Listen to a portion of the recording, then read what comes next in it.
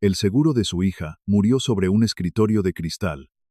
La tormenta golpeaba los enormes ventanales del piso 40 en el distrito corporativo de Santa Fe, ahogando el sonido de una respiración pesada y errática. Mateo Vargas estaba de pie, con la ropa empapada pegada a la piel, frente a la mujer que acababa de firmar su sentencia de muerte. Había perdido su empleo por una demora de 3 horas en una cadena de suministro.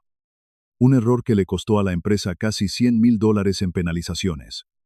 Lo que la directora general no sabía en ese helado instante era que el hombre que tenía enfrente, el hombre al que acababa de destruir con una simple firma, era el mismo que le había salvado la vida 7 años atrás en medio de un infierno de metal retorcido. Valeria Cifuentes no apartó la mirada de la pantalla de su computadora mientras le explicaba las razones de su despido. Su voz, conocida en los pasillos de la empresa como la de la reina de hielo, era plana, desprovista de cualquier inflexión humana o empatía. Le dijo que la corporación exigía una eficiencia implacable y que los problemas personales no eran una excusa válida para comprometer la integridad financiera de la compañía. Mateo apretó los puños a los costados de su cuerpo, sintiendo cómo el agua escurría por las mangas de su chaqueta gastada y caía sobre la alfombra de diseño italiano. Tragó saliva y, con una voz rasposa por el agotamiento de haber dormido 3 horas en los últimos 2 días, intentó explicarle su situación. Ligelató, mirando directamente a los ojos oscuros y fríos de Valeria, que no había podido autorizar el embarque logístico porque estaba en la unidad de cuidados intensivos pediátricos.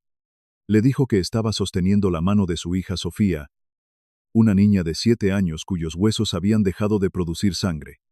Valeria parpadeó lentamente. Sin que un solo músculo de su rostro se moviera ante la mención de la niña, le respondió con tono quirúrgico que la compasión no pagaba los dividendos de los accionistas, y que la confiabilidad corporativa estaba por encima de cualquier tragedia individual. Desde una de las esquinas de la inmensa oficina de Obsidiana, Diego Santander, el director de operaciones, observaba la escena con una media sonrisa dibujada en el rostro. Diego llevaba un traje a la medida que costaba más de lo que Mateo ganaba en 3 meses, y mantenía una postura relajada, apoyado contra el librero de caoba. Él había sido quien redactó el reporte de ineficiencia, asegurándose de exagerar el impacto financiero para justificar el despido inmediato y proteger sus propios bonos trimestrales. Mateo comprendió en ese instante que ninguna súplica iba a penetrar aquellas paredes de cristal y arrogancia. Bajó la cabeza por un segundo, sintiendo el peso aplastante de la derrota en los hombros, y luego volvió a levantarla. Pero esta vez con una dignidad silenciosa e inquebrantable. Llevó la mano derecha al bolsillo de su chaqueta y sacó sus pertenencias corporativas para dejarlas sobre el pulcro escritorio de Valeria. Primero colocó su gafete de acceso magnético, cuyo plástico chocó secamente contra el cristal. Luego dejó caer las llaves del vehículo utilitario de la empresa. Y finalmente, con un movimiento mucho más lento, depositó una cadena de plata rota. Era una cadena vieja, gastada, que sostenía una medalla de San Judas Tadeo profundamente quemada en los bordes. Valeria bajó la mirada hacia los objetos, prestando atención por un milisegundo al sonido metálico de la plata al chocar contra la mesa. Pero su rostro se mantuvo inescrutable. Mateo la miró una última vez, y con una voz tan baja y firme que hizo eco en la inmensidad de la oficina, le dijo que ella confundía levantar muros con tener valor, y que el verdadero coraje no consistía en destruir a los demás para sentirse segura. Se dio la vuelta sin esperar una respuesta, y caminó hacia la puerta de roble macizo. Diego se despegó del librero de inmediato, y le hizo una señal al guardia de seguridad privada que esperaba afuera para que escoltara a Mateo fuera del edificio. El descenso en el elevador desde el piso 40 hasta el nivel de la calle se sintió como una caída hacia el abismo. Mateo miraba los números rojos cambiar en la pantalla digital, mientras su mente calculaba frenéticamente cuánto tiempo le quedaba de cobertura en su seguro de gastos médicos mayores. Sabía cómo funcionaban las pólizas corporativas en el sistema privado de salud mexicano. Sabía que al momento de la cancelación de su contrato, el reloj comenzaba a correr hacia atrás. Salió por las puertas giratorias del corporativo y recibió el impacto directo de la tormenta helada de la Ciudad de México.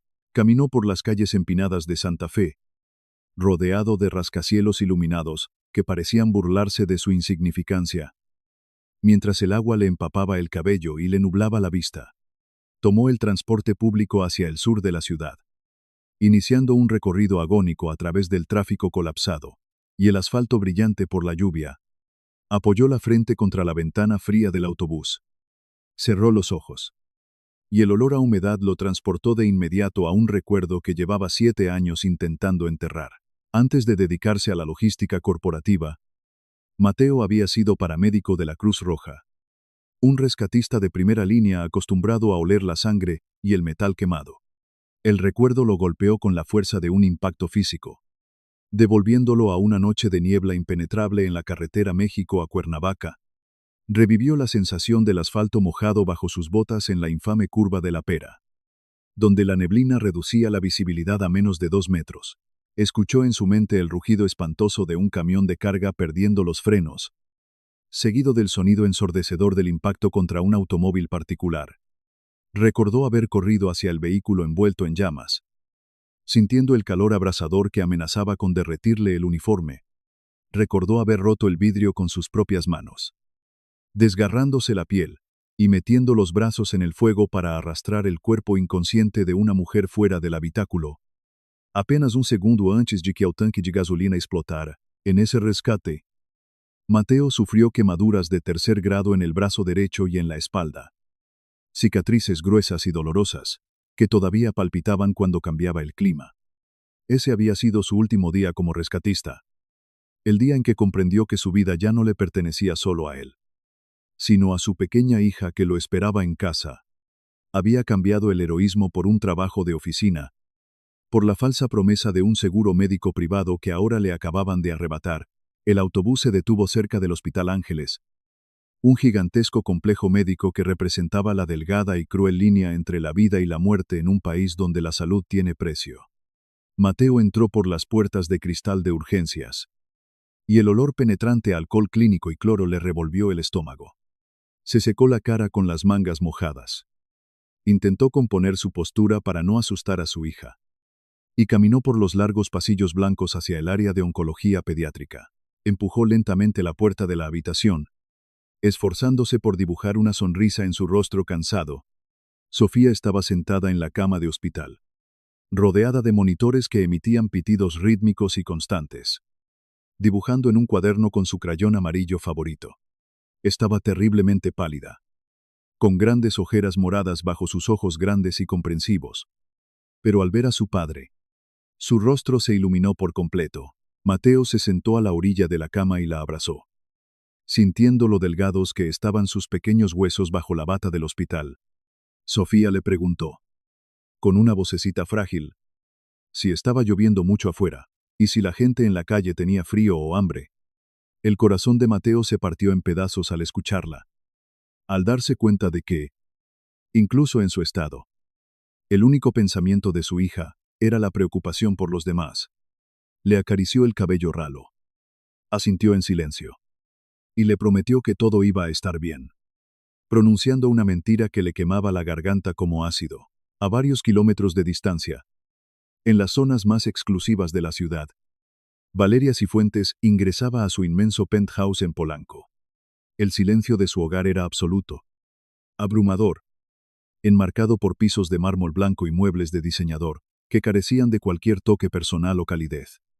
Caminó hacia su habitación principal, dejando un rastro de agua por la alfombra blanca, y se detuvo frente al gran espejo de cuerpo entero de su vestidor. Comenzó a desabotonarse la blusa de seda con movimientos automáticos, dejando caer la prenda al suelo antes de quitarse el resto de su ropa. Frente al espejo, bajo la dura luz blanca del techo, el cuerpo de la reina de hielo revelaba su verdadero y doloroso secreto. Desde su hombro izquierdo, descendiendo por toda su espalda hasta la cintura, se extendía un mapa de cicatrices de quemaduras espantosas, marcas rosadas y profundamente irregulares de tejido reconstruido.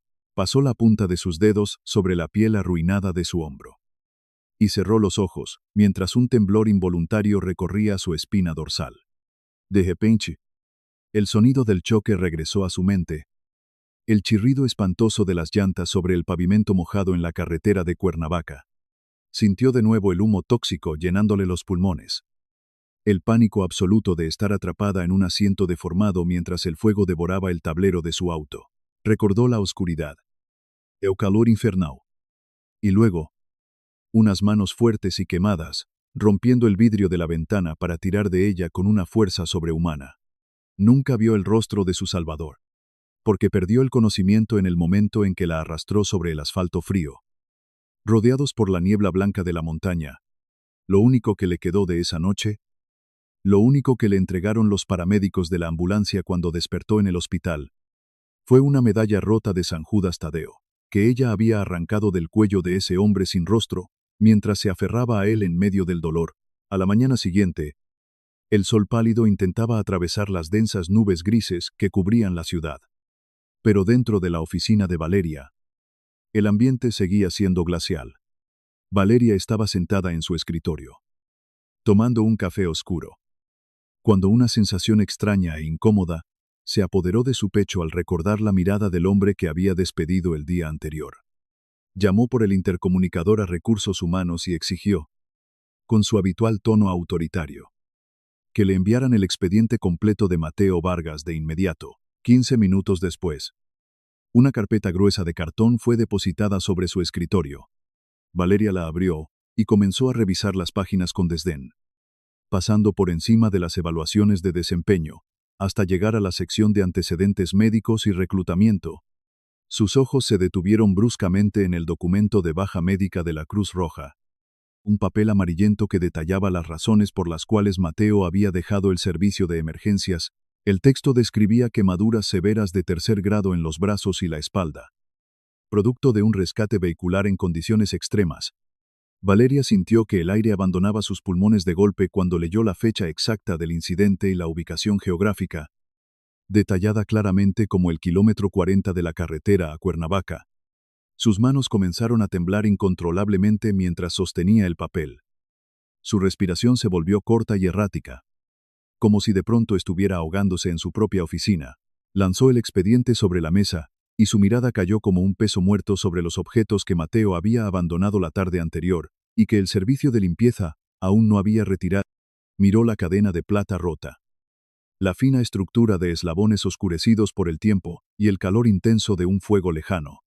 Se levantó de su silla con un movimiento brusco, tirando su taza de café al suelo, y caminó apresuradamente hacia la caja fuerte oculta, detrás de una pintura abstracta en la pared. Marcó la combinación con dedos torpes. Abrió la pesada puerta de acero y extrajo una pequeña caja de terciopelo azul marino. Volvió a su escritorio. Sacó la medalla de San Judas Tadeo con los bordes quemados que guardaba como su posesión más valiosa, y la acercó a la cadena de plata que estaba sobre el cristal. Los eslabones rotos de la cadena encajaban de manera perfecta y absoluta con el anillo retorcido de la medalla, completando un rompecabezas que llevaba 7 años sin resolverse. La realidad golpeó a Valeria con la fuerza de un tren de carga a toda velocidad, haciéndola caer de rodillas sobre la alfombra húmeda por el café derramado. Había despedido al hombre que entregó su propia piel para salvarle la vida. Y al hacerlo, bajo las crueles reglas del sistema corporativo mexicano, había cancelado el seguro médico de una niña moribunda. Un grito ahogado de horror absoluto escapó de su garganta, un sonido animal y desesperado que destrozó para siempre su fachada de reina de hielo. Se puso de pie tambaleándose, o con los ojos llenos de lágrimas y una furia incontrolable ardiendo en sus venas, y caminó hacia la puerta de su oficina. En el pasillo exterior se encontró de frente con Diego Santander, quien venía caminando relajadamente, revisando las gráficas de las acciones de la empresa en su tableta electrónica. Valeria lo agarró por las solapas de su costoso traje de lana y lo empujó con una fuerza violenta contra la pared de cristal del corredor. Le exigió saber, con una voz que temblaba de furia y asco, cuáles eran las condiciones exactas en las que había codificado la terminación del contrato de Mateo Vargas. Diego, visiblemente sorprendido pero manteniendo su arrogancia habitual, se arregló el nudo de la corbata y le explicó que lo había clasificado bajo el Código de Negligencia Grave. Le aclaró que bajo ese estatus, las cláusulas de la aseguradora dictaban que la cobertura de gastos médicos mayores se revocaba en el momento exacto de la firma electrónica. Sin el periodo de gracia habitual de 30 días, Diego sonrió con suficiencia, argumentando que esa maniobra protegía a la empresa de cualquier responsabilidad legal sobre los costos astronómicos que el tratamiento de la niña generaba, asegurando así los márgenes de ganancia del semestre. Valeria lo miró con un asco tan profundo y visceral que sintió náuseas físicas. Acababa de ver reflejada en el rostro de Diego su propia monstruosidad corporativa. Lo soltó bruscamente, dándole la espalda sin articular una sola palabra más, y corrió hacia los elevadores, dejando atrás su bolso, su abrigo y el prestigio de su cargo. Al mismo tiempo, en los sótanos administrativos del Hospital Ángeles, Mateo enfrentaba su peor pesadilla frente a una ventanilla de cristal blindado. La empleada de facturación, con una voz falsamente amable y mecanizada, le informaba que el sistema marcaba su póliza como inactiva desde las 8 de la noche del día anterior. Le explicó que, sin una cobertura vigente, el hospital no podía continuar financiando la estancia en la unidad de cuidados intensivos, y que el trasplante de médula programado quedaba formalmente cancelado por falta de fondos. Mateo sintió que el piso de linóleo desaparecía bajo sus pies, y un zumbido ensordecedor bloqueó el sonido del hospital a su alrededor. Se aferró al borde del mostrador, rogándole a la empleada con la voz quebrada de un padre desesperado, prometiendo firmar pagarés, hipotecar su vida entera, incluso ofreciendo vender sus propios órganos, si era necesario para conseguir el dinero. La empleada simplemente bajó la mirada, incómoda, ajustando unos papeles sobre su escritorio, murmurando que esas eran las reglas del hospital privado y que no había excepciones operativas. Justo en ese momento de desesperación absoluta, el doctor Alejandro Moreno, el hematólogo pediatra encargado del caso de Sofía, se acercó a Mateo con una expresión sombría y derrotada. El médico le puso una mano pesada en el hombro y lo apartó de la ventanilla, llevándolo hacia una sala de espera vacía y mal iluminada. Con un tono de voz lleno de agotamiento crónico y profunda tristeza, el doctor Moreno le explicó que el dinero ya no era el único problema en ese momento. Le informó que acababan de recibir los resultados de compatibilidad final desde el Centro Nacional de Donantes, y el donador principal de médula ósea no había pasado los filtros de bioseguridad.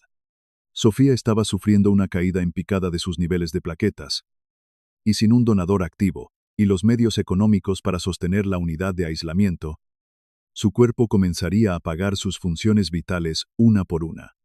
El doctor bajó la cabeza, incapaz de sostenerle la mirada a Mateo, y pronunció las palabras que ningún padre debería escuchar jamás, sentenciando que a la niña le quedaban 48 horas de vida.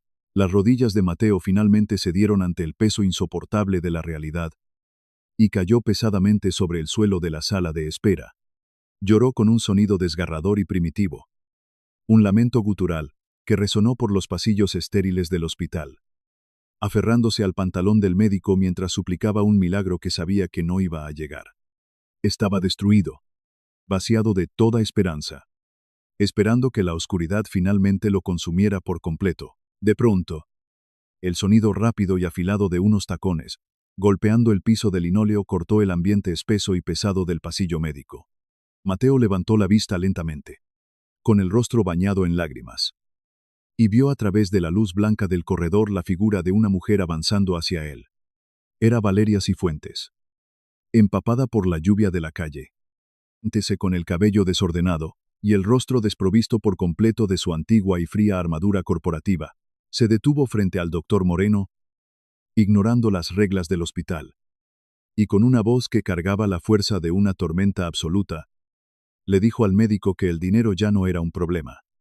Valeria miró directamente a los ojos destrozados de Mateo y, con una determinación feroz que heló la sangre de los presentes, anunció que ella tomaría el control total de la situación. El doctor Moreno parpadeó varias veces, desconcertado ante la repentina intrusión de esa mujer empapada que rompía de golpe con toda la rígida burocracia del hospital. El silencio en el pasillo se volvió absoluto, roto únicamente por el rítmico goteo del agua que caía del costoso abrigo de Valeria contra el piso de linóleo. Mateo no podía articular palabra alguna, pues el agotamiento extremo y el terror lo mantenían clavado en su lugar. Incapaz de procesar lo que sus ojos veían, Valeria no esperó una invitación para hablar. Ni pidió permiso. Se acercó al mostrador de la estación de enfermeras y exigió, con una voz que no admitía debate, que se restableciera el protocolo de trasplante para Sofía en ese mismo instante. Afirmó que absolutamente todos los gastos, sin importar la cantidad ni el límite, serían cubiertos directamente por sus fondos personales. El médico, recuperando un poco la compostura ante la fuerza de esa mujer, negó con la cabeza lentamente y suspiró. Le explicó con voz pesada que, por desgracia, el dinero ya no era el único obstáculo para salvar a la pequeña. El donante principal, en el que tenían programado y autorizado en el sistema nacional, no había superado las últimas pruebas de compatibilidad de emergencia. La única esperanza que le quedaba a la niña era un donante secundario, registrado en el Banco Internacional de Sangre de Madrid, en España, pero las estrictas reglas internacionales, las aduanas y la logística médica estándar, dictaban que el transporte de esa médula tardaría, en el mejor de los escenarios, unas 72 horas. Sofía, según los monitores que pitaban débilmente en la habitación contigua, no tenía 72 horas. Apenas le quedaban 48 horas antes de que su médula colapsara por completo. Los ojos de Valeria se oscurecieron al escuchar el diagnóstico, la misma mirada letal e implacable que utilizaba para aplastar a sus competidores en las juntas corporativas de Santa Fe. Ahora se encendía con un propósito completamente distinto y feroz. No iba a permitir, bajo ninguna circunstancia, que la incompetencia y la burocracia mataran a la niña del hombre que le había salvado la vida 7 años atrás. Con un movimiento brusco, sacó su teléfono celular de su bolso empapado, se dio la vuelta hacia el pasillo, transformando instantáneamente la desolada sala de espera del Hospital Ángeles en su propio centro de operaciones tácticas. Mateo la observaba desde la silla de plástico, sintiendo que el suelo giraba a su alrededor, incapaz de comprender por qué la mujer que había destruido su vida laboral, esa mañana ahora peleaba por su hija. La reina de hielo comenzó a dictar órdenes por teléfono con una precisión aterradora, empleando un tono cortante, impecable e implacable. Llamó primero a su director de aviación corporativa en Europa, le ordenó despertar de inmediato al piloto de su jet privado en el aeropuerto de Barajas.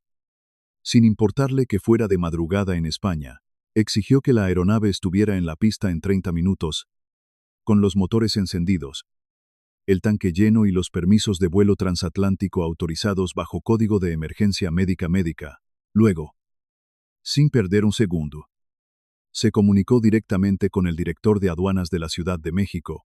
Las palabras de Valeria no fueron una petición cordial, sino una amenaza corporativa calculada y brutal. Le recordó los incontables favores y donaciones que su conglomerado había hecho al gobierno a lo largo de los años. Exigió pista libre en el aeropuerto de Toluca y un helicóptero de grado médico esperando con los rotores en marcha para el traslado final de la médula. Cada llamada que hacía era un martillazo demoledor contra el muro de la imposibilidad clínica. Valeria destrozaba en minutos barreras logísticas y legales que a cualquier otra persona le tomaría meses enteros superar. El doctor Moreno la observaba con los ojos muy abiertos, sosteniendo el expediente de Sofía contra su pecho como si fuera un escudo frente a un huracán. Mateo, por primera vez en muchas horas interminables, sintió que un hilo de oxígeno regresaba a sus pulmones colapsados. La mujer que lo había despedido y humillado con crueldad corporativa hacía unas horas, ahora estaba moviendo el cielo y la tierra por su pequeña hija. El reloj avanzaba implacable sobre la pared del hospital, marcando los minutos críticos.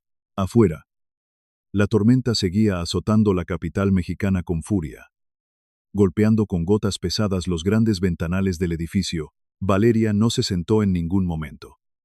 Caminando de un lado a otro por la sala, empapada y temblando ligeramente por el frío, marcando un número tras otro, hizo que su inmenso equipo legal en Madrid interviniera directamente en el Hospital Español para forzar y acelerar la extracción de la médula del donante en tiempo récord.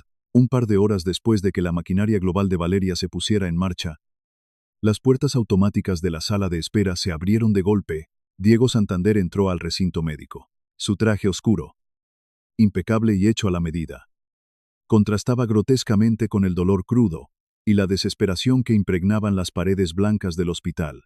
Como director de operaciones, había rastreado las alarmas de los inmensos movimientos financieros de la empresa y se había enterado de la movilización irregular de los jets ejecutivos, Diego caminó hacia Valeria con paso firme, ignorando por completo la presencia de Mateo. Como si este fuera solo un mueble viejo y roto en la habitación, con una sonrisa condescendiente y una voz baja, llena de veneno corporativo. Le advirtió a Valeria que estaba cometiendo un absoluto suicidio profesional.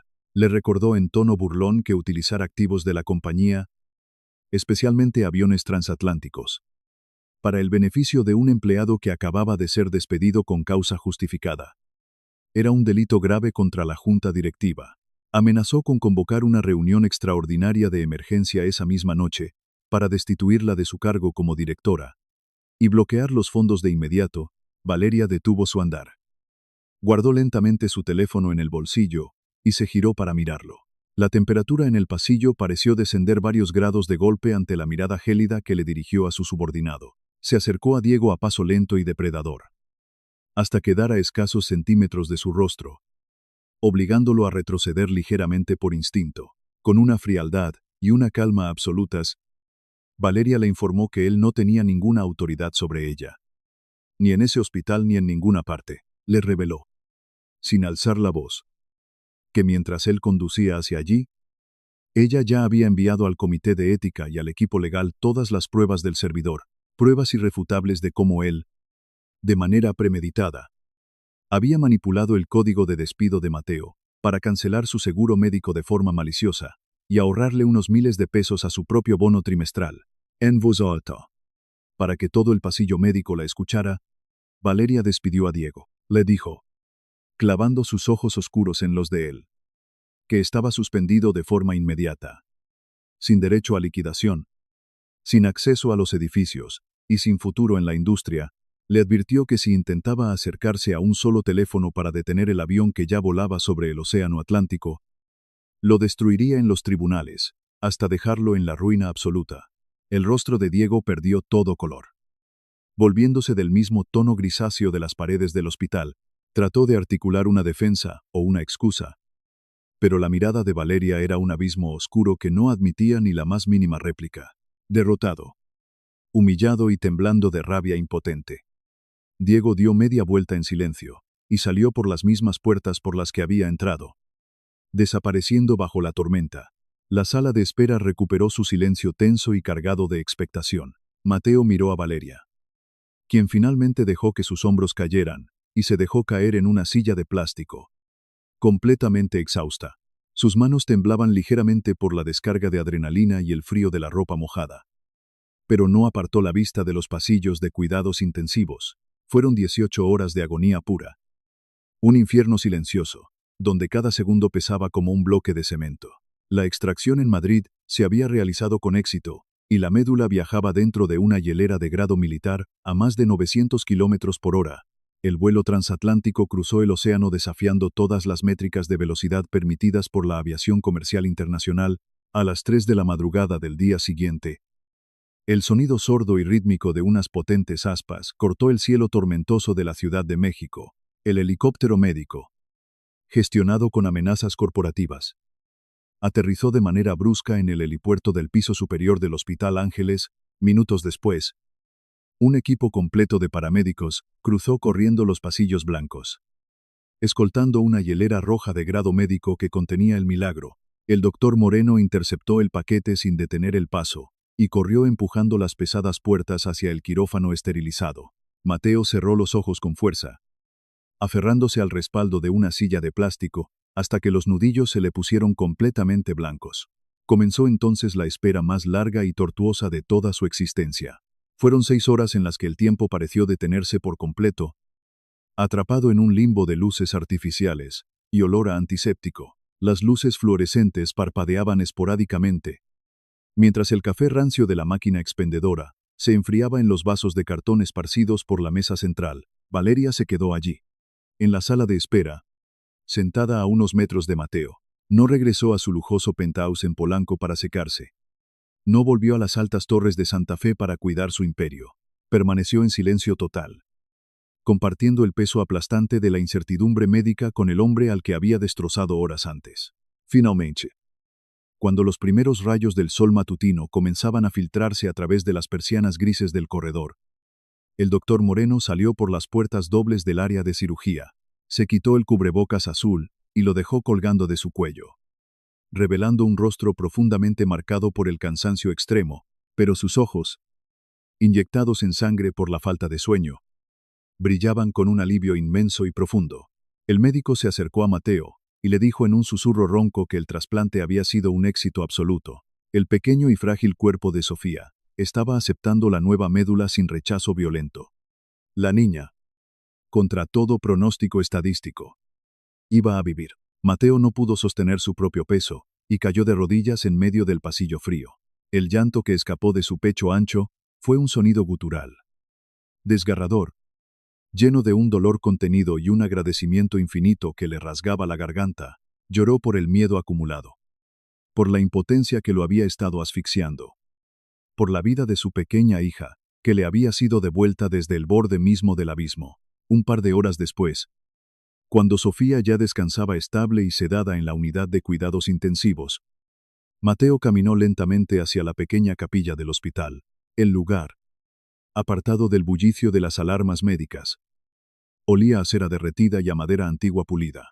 La luz tenue de las veladoras rojas proyectaba sombras danzantes sobre las paredes de piedra tallada, creando una atmósfera de santuario solemne. Valeria estaba sentada sola en la última banca, con las manos entrelazadas sobre su regazo. Mirando fijamente la pequeña cruz de madera del altar, Mateo se sentó a su lado, dejando un espacio respetuoso entre ambos en esa banca estrecha. El silencio que ahora compartían ya no era hostil, ni corporativo, ni distante.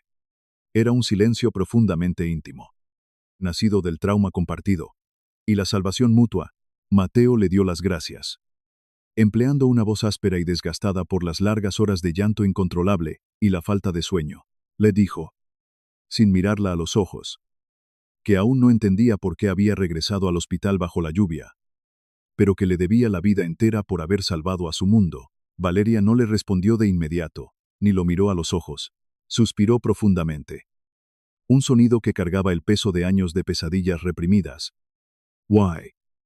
Con manos que aún temblaban levemente, desabotonó el puño de su costosa blusa de seda, la cual ya se había secado sobre su cuerpo. Lentamente arremangó la fina tela azul hacia arriba, revelando las severas, gruesas y retorcidas cicatrices de quemaduras que cubrían la totalidad de su antebrazo y subían hasta perderse en su hombro.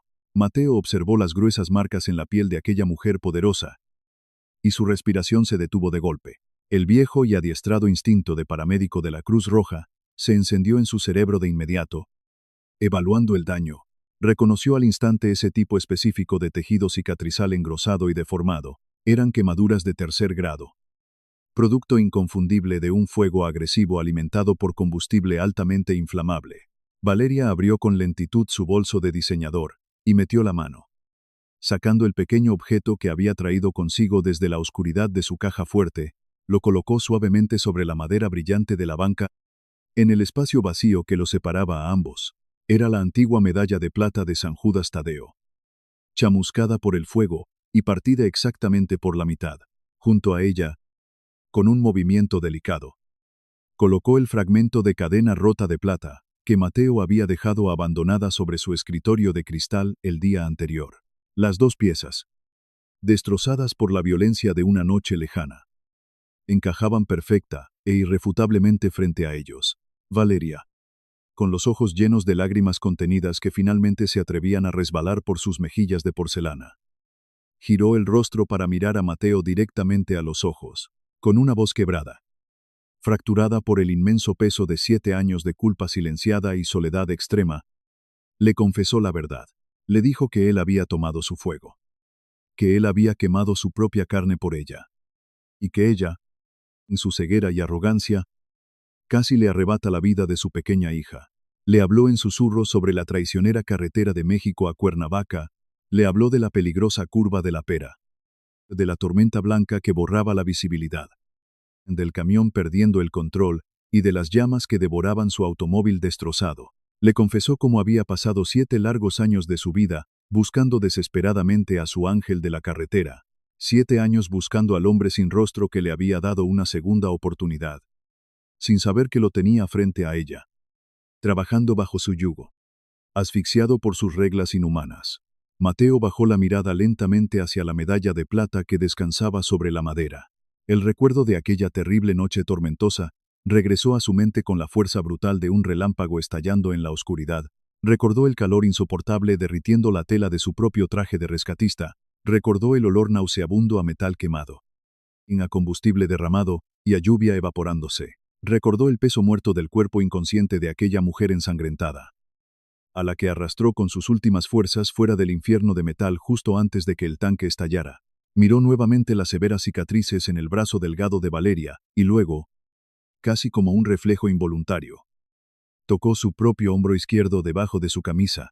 Allí, oculta de la vista del mundo, albergaba marcas idénticas de tejido quemado y piel injertada que palpitaban con los cambios de clima, pero, al mirarla y escuchar sus sollozos silenciosos, no había rastro de rabia en el enorme corazón de Mateo.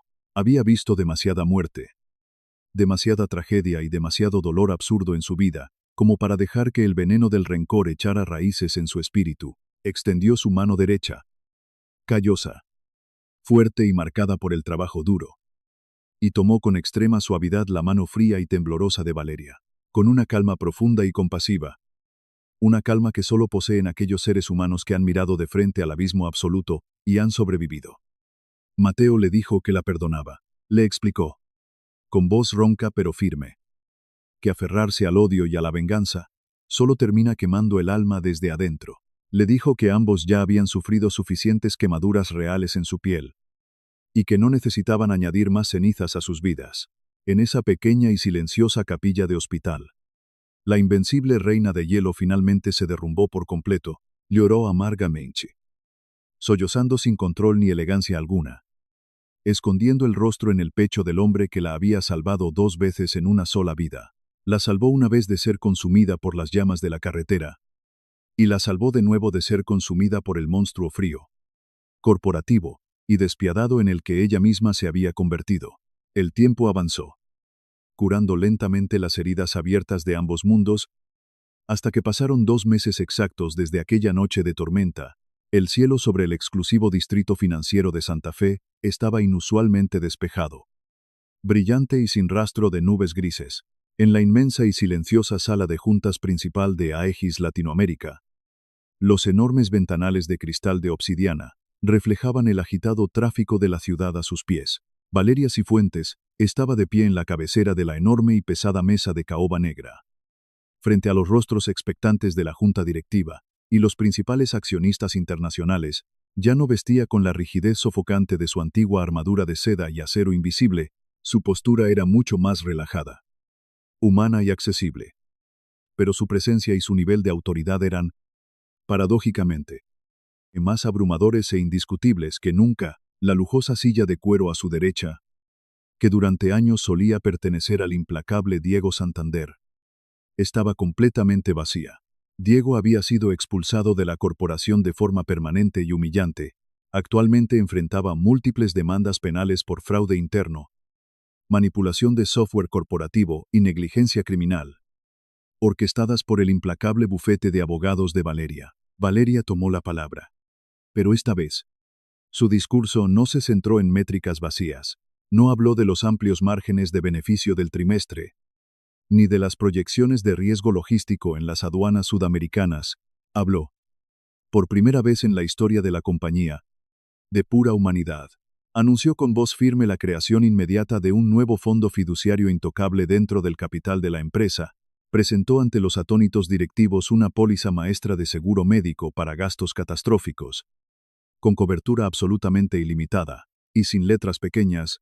Explicó que esta póliza blindaría absolutamente todos los empleados de la corporación sin distinción de rango. Cubriría desde los altos vicepresidentes de logística hasta el personal de limpieza que barría los pisos de los almacenes de madrugada.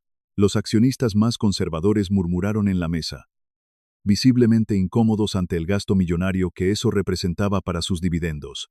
Pero nadie, absolutamente nadie en esa sala, se atrevió a contradecir a Valeria Cifuentes. Su poder ya no nacía de la frialdad corporativa, sino de una convicción moral inquebrantable que irradiaba desde cada poro de su piel. Las pesadas puertas de doble hoja de la sala de juntas se abrieron suave y silenciosamente. Mateo Vargas entró en la habitación iluminada por el sol, atrayendo las miradas confundidas de los ejecutivos trajeados. Vestía un traje sencillo, limpio y elegante, caminando con esa dignidad tranquila y humilde que siempre lo había caracterizado frente a la adversidad. Valeria sonrió al verlo acercarse, mostrando una sonrisa genuina, cálida y luminosa que rara vez, o tal vez nunca, se había visto en los pasillos de ese rascacielos. Presentó a Mateo ante la confundida junta directiva, pero no lo presentó como el humilde gerente de almacenes y logística, que había sido despedido meses atrás por un error insignificante. Lo presentó formalmente como el nuevo y absoluto director de operaciones logísticas de Aegis Latinoamérica, frente a todos. Le estaba entregando el inmenso poder de rediseñar toda la estructura de la cadena de suministro internacional. Valeria le prometió a la mesa que, bajo el liderazgo de Mateo, construirían un nuevo sistema eficiente, pero que recordara en cada eslabón que los empleados no eran números reemplazables, sino seres humanos frágiles e indispensables. Mateo tomó asiento en la silla de cuero, asintiendo lentamente hacia Valeria con un respeto profundo. Habían forjado, contra toda probabilidad estadística, un nuevo comienzo luminoso, levantado directamente desde las cenizas oscuras de su dolor compartido. Era una tarde de domingo inusualmente tranquila, cálida y soleada en el corazón del inmenso bosque de Chapultepec. Los gigantescos y centenarios árboles del parque filtraban la luz dorada de la tarde, creando hermosos parches de sombra danzante sobre los antiguos caminos adoquinados. Mateo caminaba despacio, empujando suavemente por el manubrio una pequeña bicicleta de color rosa. A su lado caminaba Sofía, dando saltos pequeños y llenos de vida. Su fino cabello castaño había comenzado a crecer de nuevo en pequeños y suaves rizos, y ya tenía un color rosado y sumamente saludable en sus mejillas infantiles. Tenía una energía desbordante que la hacía querer correr tras las palomas grises, que picoteaban migas de pan en el suelo adoquinado. En su pequeña mano izquierda, Sofía sostenía con fuerza una simple crayola amarilla. Se negaba a soltarla y la guardaba como un tesoro. Por si acaso, durante el paseo, encontraba algo lo suficientemente hermoso que valiera la pena dibujar en su libreta. Con su otra mano, la pequeña niña sostenía con total naturalidad la mano de Valeria. Valeria caminaba al mismo ritmo tranquilo junto a ellos, vestida con ropa casual de domingo, usando tenis y una chaqueta ligera, luciendo a años luz de los tacones afilados y los rígidos trajes de diseñador de Santa Fe. Observaba a Sofía reír a carcajadas cuando las palomas levantaban el vuelo asustadas. Al escuchar esa risa aguda y feliz, Valeria sentía una paz profunda, cálida y absoluta instalándose en el centro mismo de su pecho. Era un rincón de su alma que había estado congelado, oscuro y dolorosamente vacío durante 7 largos años de luto y trabajo excesivo. Sofía se detuvo un momento junto a un gran árbol. Miró hacia arriba y, con una sonrisa sin dientes frontales, le tendió la pequeña crayola amarilla a Valeria. Con un gesto dulce, la estaba invitando a dibujar juntas en el cuaderno de hojas blancas que Mateo llevaba pacientemente en su mochila al hombro. Valeria se arrodilló sobre la tierra del parque. Tomó la pequeña crayola amarilla y sintió la textura cerosa contra las viejas cicatrices de sus dedos. En ese preciso y silencioso momento, bajo la inmensa bóveda verde de los árboles centenarios de la ciudad, Valeria comprendió finalmente la lección más grande de toda su existencia. Entendió que el verdadero poder de un ser humano no reside en el control absoluto sobre los demás, tampoco reside en la riqueza acumulada, ni en el miedo que puedes infundir desde el piso más alto de un rascacielos de cristal de obsidiana. El verdadero y único poder es la misericordia, es la asombrosa gracia de perdonar lo imperdonable, y la capacidad inmensa de usar nuestra propia fuerza y privilegio para curar las profundas heridas de otros. Mateo, Valeria y la pequeña Sofía se pusieron de pie y continuaron su lento paseo de domingo, perdiéndose poco a poco entre la multitud de familias que disfrutaban del día libre. Eran 3 sobrevivientes heridos, unidos para siempre por el hilo invisible de una vieja medalla de plata rota, unidos por el fuego aterrador de una carretera oscura en medio de la nada. Y por el milagro mágico de una segunda oportunidad. Y mientras el gran sol naranja comenzaba a ocultarse lentamente sobre el horizonte de la enorme Ciudad de México, pintando las nubes de colores cálidos, El mundo parecía distinto. Parecía, por primera vez en muchísimo tiempo para todos ellos, un lugar hermoso donde verdaderamente valía la pena vivir y perdonar.